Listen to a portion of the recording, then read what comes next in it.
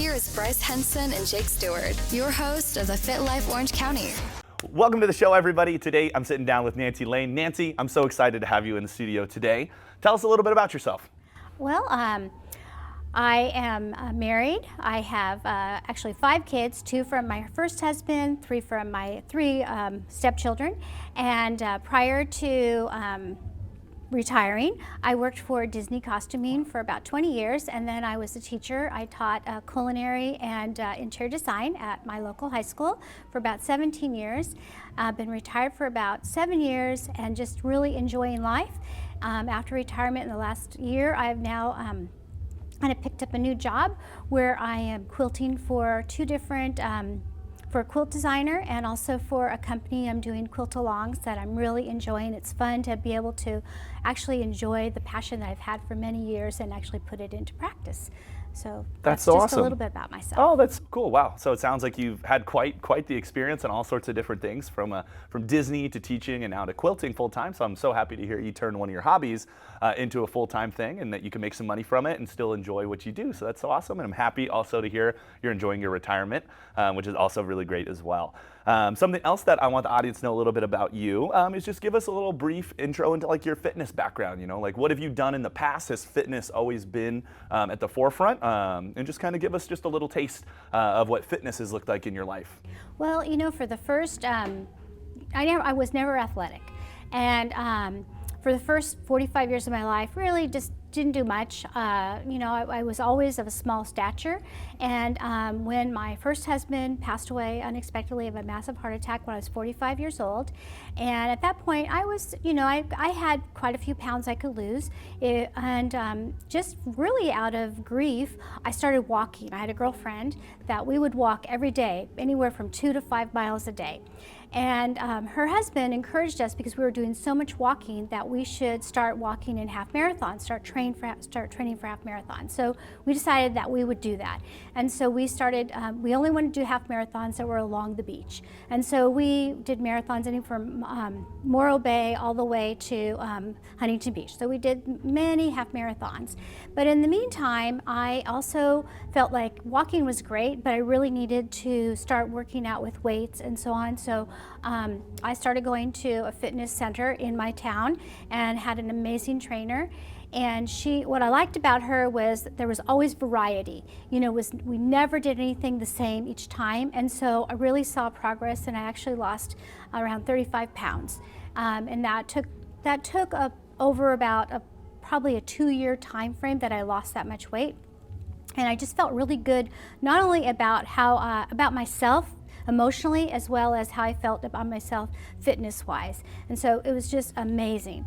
And then fast forward, I got remarried and began enjoying life as being married, and so wasn't as committed to working out because I had moved from the Pasadena area to Orange County and never could quite find the right fitness coach. And so I kind of started enjoying life, eating not healthy and drinking. And so I found myself falling back into where I was prior to when my first husband was alive. So I thought, you know, I really need to do something about this. Mm-hmm. Gotcha. Well, that's awesome. So I know it was so hard, such a tragedy in your life. It's so incredible that you used that tragedy and kind of went past that and decided to make it better for yourself. Now I'm curious of when your husband was alive, were you guys active or were you living kind of like a sedentary lifestyle? I'm just curious because I know there's probably a lot of people at home that maybe they're sitting at home with their spouse or significant other and like maybe they're living a sedentary lifestyle. And I don't want it to take having a tragedy for them to make a change. I want them to make that change, and maybe it's something they can do together. So I'm just curious what your lifestyle looked like with your husband. Well, back then with my first husband, Mark, you know, we would play tennis. We belonged to this tennis club. He played tennis a lot, and I would go to play tennis. I wasn't very good, but I would play. And but we really didn't do anything outside of that. And so, you know, and if we just were not as active as we should be.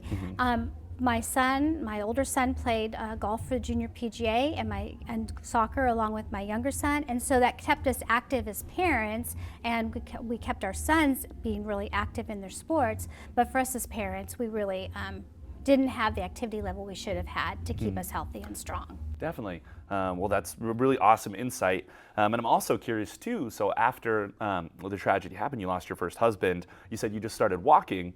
A lot of people, that are probably sitting at home thinking like walking's probably not enough. Like in order to be healthy, in order to be in shape, I need to get out and I need to go hit a workout for an hour, 2 hours, 3 hours a day, and I need to be eating just chicken and rice. And they think it's all this crazy stuff. But I'm curious like how you started feeling after just starting with just walks. How did that feel and kind of how did that ramp up? Did you just start to walk like a short distance, like a quarter mile at first, and then ramp it up, and then eventually get into the gym once you felt more comfortable? I'm just kind of curious how that transition looked. Oh, well, I walked my first walk was probably 2-3 miles. Oh, wow. Because, part of it is when you're walking with a friend and you're just talking, I call it solving the world's problems. And if you come back and you not only feel great physically, but you feel great emotionally because you've talked through whatever is going on in your life at that moment. Mm-hmm. And but I felt like there was more to working out than just walking, and that's why I started going to the gym and started lifting weights. And I did not do that on my own. The only way I did that was by getting a trainer, because I am not disciplined enough to go to the gym on my own and lift a weight. Definitely. I need to have the encouragement of others to really work out and know what to do and not hurt myself while I'm at the gym. Totally, yeah, and that's just the truth. Like a lot of people, like actually most people, and like even it's funny enough, like as a fitness coach for almost a decade, I still need a coach. So like everybody needs a coach. So everybody needs someone to kind of help level them up. And it's so awesome that you proactively tried to seek out coaches, which is really, really great. And I'm so happy that you did that. So that way you're able to live such a healthy and like happy lifestyle. And I know you and your husband Steve like are always on the move, always doing stuff. I know you guys just got back from a big vacation. It sounded like a lot of fun. Something that you may not have been able to do if you weren't living that active lifestyle, if you hadn't made that change and seeked out a coach or just someone to help you out. I think it's also too, it's valuable as well to have a friend in it with you. So you say you were going on walks with a friend. Fitness is always easier when you have a buddy. So someone else to hold you accountable, someone else to be right there with you in the good times and in the bad, which is super awesome. So I'm super happy that you found that. Coach Bryce here. Now, you might know me as the co-host of this podcast and the owner of Mission Viejo Fit Body. But what many people don't know is that began my fitness journey as a fitness transformation. Now, you see, circuit training and nutrition coaching absolutely changed my life after being overweight with a diet of mainly fast food in my late teens. Now, upon my fitness transformation in early 2007, yes, I gained a much better physique as I was overweight and I lacked lean muscle. But way more than burning fat and building lean muscle, I increased my self-confidence, my energy, and my vibrancy to live life on life's terms. Now, it's for these reasons that many people join our boot camp. Now, in fact, with our Ultimate Transformation Program, we guarantee, yes, guarantee, that you'll lose at least 10 pounds within 6 weeks, or your program is free until you do. Now, go ahead and visit our website at missionviejofitbody.com. Now, thanks, and back to the show. Transitioning just a little bit from that story, but I want to talk a little bit about how you've been with your time at Fit Body. So I know you and your husband Steve both come. You guys are warriors. You guys are here almost 5 days a week, which is awesome, every single week. So talk to me a little bit like how did you find Fit Body? What are some of the things you've really enjoyed since being here? And yeah, just kind of talk us through your Fit Body experience. Well, okay, so I had been feeling like I really needed to start working out because I wasn't happy with how I was feeling about myself. Kind of to backtrack too, why I really started working out also is I wanted my sons to know that their mom was going to be active, and I wanted to model for my kids that it's really important that you stay active and you start working out and you have some form of exercise. And I remember when my youngest son went off to college, I said to him, whatever you do, because college was hard for him, always take a physical education class. Always be active doing something, because I think that will help you with all your other classes. So now, when I got to a point where I wasn't being a very good role model because I wasn't feeling really good about myself physically or emotionally, and so one day on my Instagram, I saw that there was an advertisement for Mission Viejo Fit Body Boot Camp. And I was like, okay, can this really be real? And it was like, lose 10 pounds in 6 weeks. And I'm like, you see all those things, because it was around January that I saw that. And I thought, usually after the first of the year, you start seeing how to lose weight. And I thought, okay, is this really real? So I filled out the information, and Donna called me, and I spoke with her and I asked her a ton of questions, like a ton of questions. I had her on speakerphone because Steve and I were going somewhere so he could hear the conversation. And I'm like, okay, this sounds pretty real. She had a great story, so I thought, So I said, well, let us think about it. She told us what the cost was, and let us think about it. And Steve said, well, if you're going to do it, I'm going to do it with you, because I thought I was just going to do it. Mm-hmm. He's like, no, if you do it, I'm going to do it. I said, okay.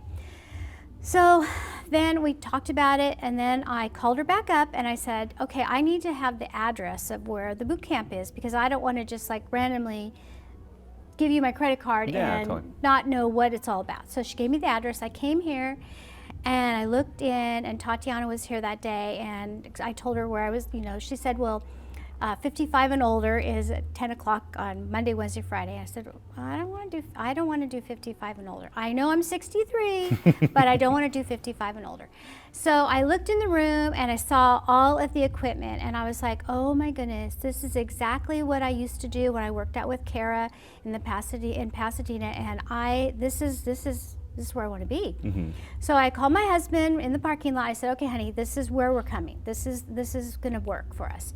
He said, okay. So then I called Donna and I gave her all my information, and then we started coming, and I just love it. It is meeting all my needs, and what's fun is to be able to come here when you walk in.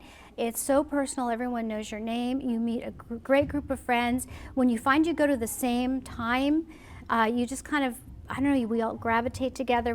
There's the four of us that kind of are at the same station. We kind of rotate around together, and I just love the variety.